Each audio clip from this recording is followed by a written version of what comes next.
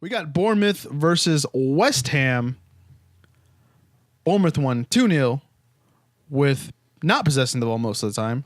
62 going to West Ham, 38 going to them. 10 shots with 4 on target for Bournemouth, 9 shots with 1 on goal for West Ham.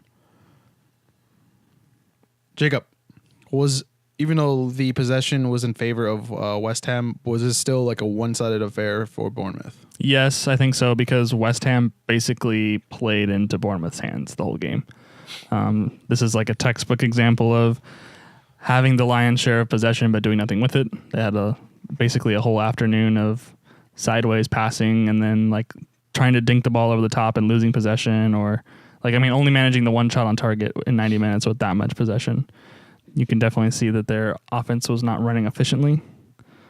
Bournemouth are good on the counterattack, and that's exactly what they did. Yeah, I think this game didn't have either Felipe Anderson or Arnautovic. It did have Felipe Anderson, so he was like nowhere to be seen. I didn't even recognize him. I know Michael Antonio, I think had the only shot on target, which was blocked, but that he probably should have scored. And then starting Andy Carroll was obviously just... There's no point in starting Andy Carroll anymore, honestly. Arnautovic light. Yeah, you're basically... He's like a super sub when you need an aerial attack, not a starting forward. Now going forward, though, obviously they're going to need a goal scorer in the middle. And it looks like Arnautovic might possibly move to China, but I've heard that his agent has... Oh, yeah, I have heard that. Said that there's no... it was West Ham said that they're going to keep him, but who knows by the end of January. Honestly, if I was West Ham, I would probably take the money. They're going to get more than they... at least I think the Chinese league itself actually changed some of the rules as far as like how much clubs can spend in China. So maybe they won't get as much as they would have. Because I remember when...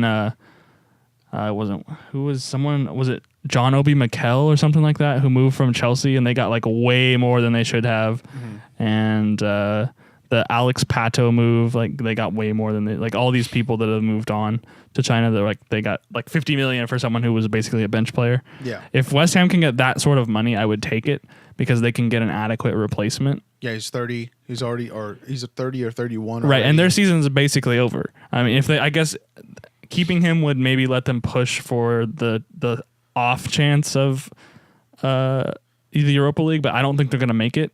And at this point, they're solidly mid-table. They're not going to be relegated. I would take the money and then invest that. Hopefully they would get 50 or 60 million and invest that in the next transfer window. Yeah, because even the commentator said the possible target for them was actually even the guy that they just played and scored a goal on him was Callum Wilson. Yeah. But if I was Callum Wilson, I don't think that would be the best situation. I think if anything, he fits better like on our top 6 side. Callum Wilson? Yeah. Oh.